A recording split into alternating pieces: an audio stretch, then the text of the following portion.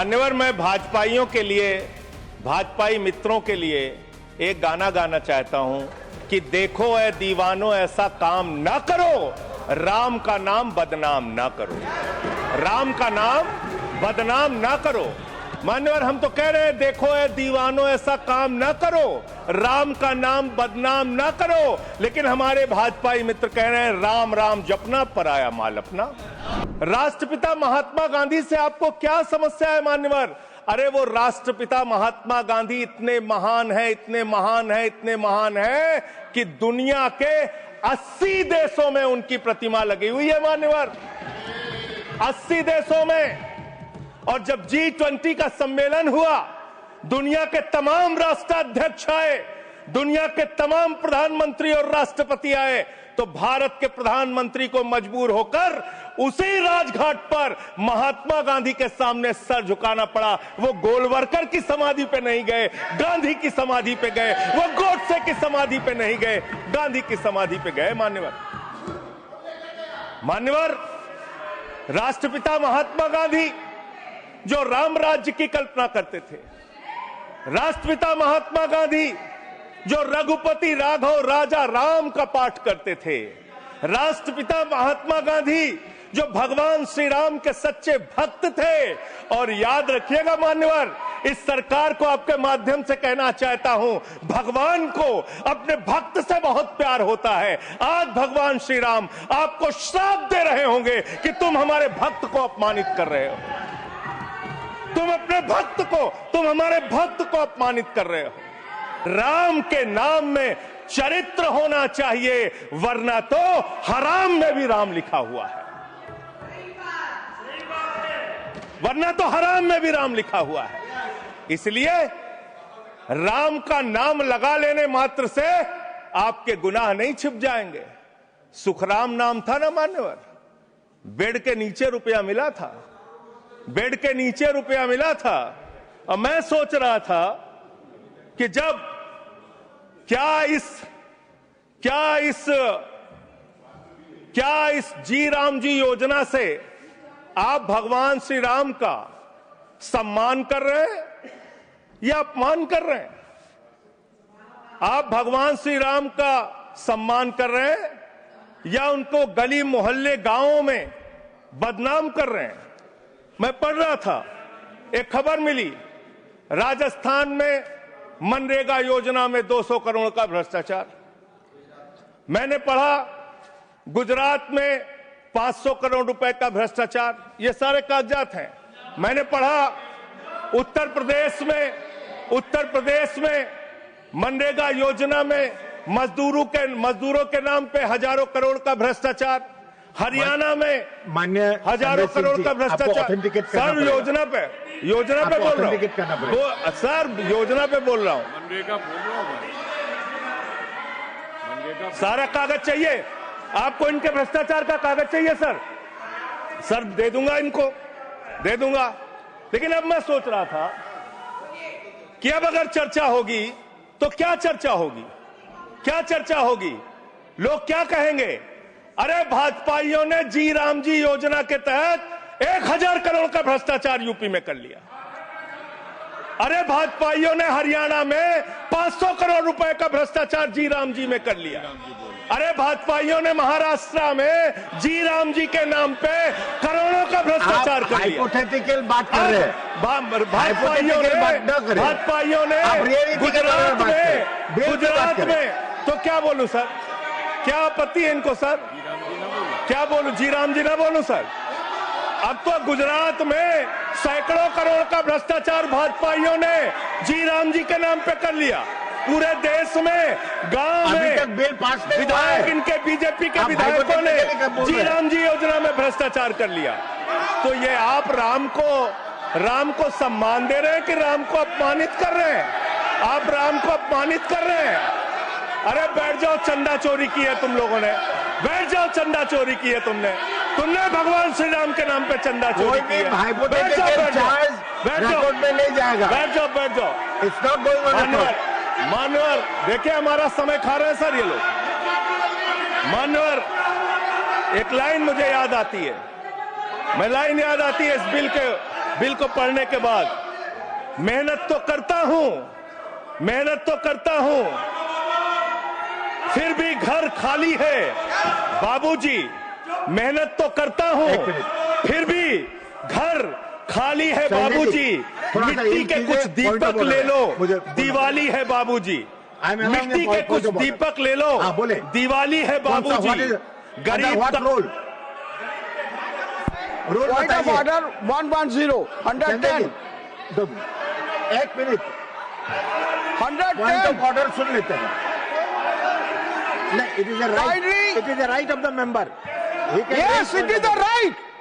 You are bringing everybody who is coming on the bail and he is asking. धन्यवाद। मान्यवर, मैं भाजपाइयों के लिए, भाजपाई मित्रों के लिए एक गाना गाना चाहता हूं कि देखो ऐ दीवानों ऐसा काम ना करो, राम का नाम बदनाम ना करो, राम का नाम बदनाम ना करो। इस जी राम जी योजना के नाम पे पूरे देश में आप लोगों का जो भ्रष्टाचार है, हम नहीं चाहते कि वो हमारे आराध्य भगवान श्री राम के साथ जुड़े। आप वो भ्रष्टाचार, वो चोरी, वो सारे कुछ लूटखोरी वो जोड़ना चाहते, कमीशन खोरी राम जी के नाम से जोड़ना चाहते हैं। लेकिन मैं क्या करूं मान्यवर, मैं तो कह रहा हूं, आप फिर आ गए मान्यवर, हम लोगों को। हाँ तो मान्यवर हम तो कह रहे हैं, देखो ऐ दीवानों ऐसा काम ना करो, राम का नाम बदनाम ना करो। लेकिन हमारे भाजपाई मित्र कह रहे हैं, राम राम जपना पराया माल अपना, राम राम जपना पराया माल अपना। इनका ध्यान लूटखोरी और भ्रष्टाचार में लगा हुआ। ये कितने 125 दिन की आप बात कर रहे हैं मान्यवर? आंकड़ा उठाकर देख लीजिए, मंत्री जी यहां पर मौजूद हैं। 100 दिन के रोजगार की गारंटी है मनरेगा योजना में, लेकिन औसतन पूरे हिंदुस्तान में 50 दिन से ज्यादा रोजगार आपने नहीं दिया। आपने मजदूरों के साथ धोखा करने का काम किया। और आंकड़े ये बताते हैं कि आपका जो बजट का निर्धारण होता है 12 करोड़ लोगों के लिए 267 रुपए के हिसाब से अगर आप मजदूरी निर्धारित करते हैं तो करीब 3,13,000 करोड़ रुपए बनती है।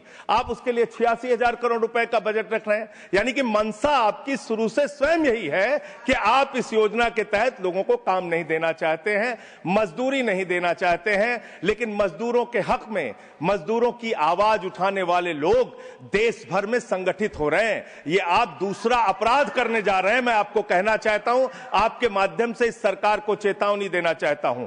कौन सी हक की लड़ाई लड़ रहे हैं मेहराज मलिक, जो हमारा विधायक है जम्मू कश्मीर का? वो जमीन के हक की लड़ाई लड़ रहा था, मजदूर के हक की लड़ाई लड़ रहा था। आपने उसको पीएसए का कानून लगा के जेल में डाल दिया। कौन से हक की लड़ाई लड़ रहे थे? सोनम वांगचुक मजदूर के हक की लड़ाई लड़ रहे थे, किसान के मक्के हक की लड़ाई लड़ रहे थे, आम आदमी के हक की लड़ाई लड़ रहे थे, लद्दाख के लोगों के हक की लड़ाई लड़ रहे थे। उस सोनम वांगचुक को, जो एक पढ़े लिखे प्रतिष्ठित व्यक्ति हैं, उनको आपने पकड़कर जेल में डालने का काम किया।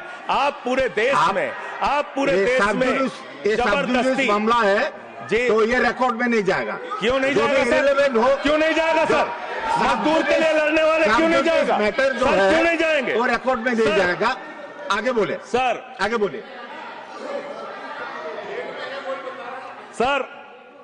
मैं इस अवसर पर पंडित राम नरेश त्रिपाठी, जो हमारे सुल्तानपुर के हैं, उनकी एक कविता पढ़ना चाहूंगा।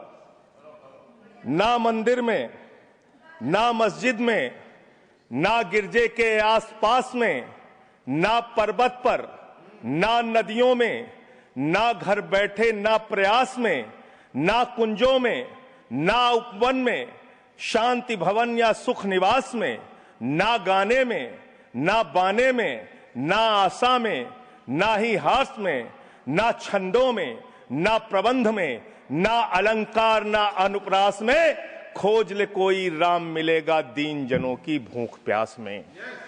खोज ले कोई राम मिलेगा दीन जनों की भूख प्यास में। आप दीन जनों को भूखा रख के, उनकी मजदूरी छीन के, उनके हाथ का काम छीन के, उनका रोजगार छीन के, आप चाहते हैं उनके पेट पे लात मार के, आप चाहते हैं कि आप सिर्फ इस योजना का नाम बदल देंगे, इस योजना का नाम बदल देंगे तो पूरे देश में आपका महिमा मंडन हो जाएगा। अब आपका ये नकली काम इस देश के अंदर चलने वाला नहीं है। पूरा देश आपकी सच्चाई जान चुका है। मान्यवर, पिछले दिनों मैंने पदयात्रा शुरू की थी अयोध्या से लेकर सरयू से संगम तक।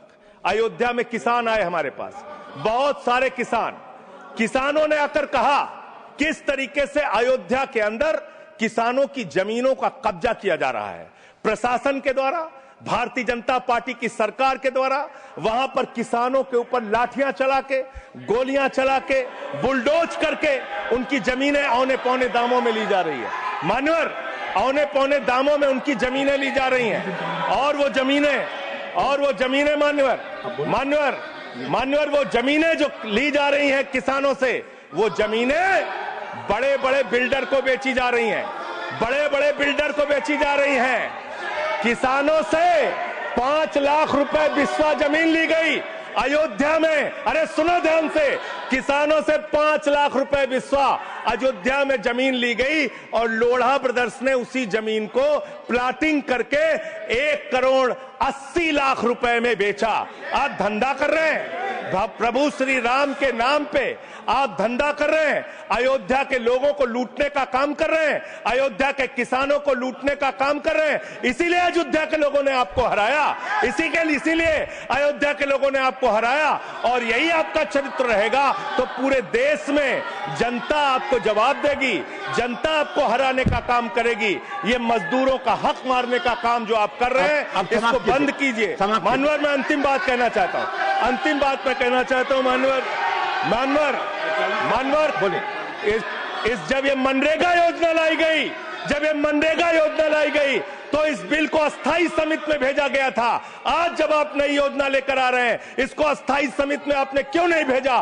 क्या आप छिपाना चाहते हैं? क्या आपकी मंशा है? ये आप बताइए। और अंत में इन्हीं लाइनों के साथ कि हम मेहनत कश इस दुनिया से जब अपना हिस्सा मांगेंगे, एक बाग नहीं, एक खेत नहीं, हम सारी दुनिया मांगेंगे। इस देश का मजदूर आपके खिलाफ खड़ा होगा।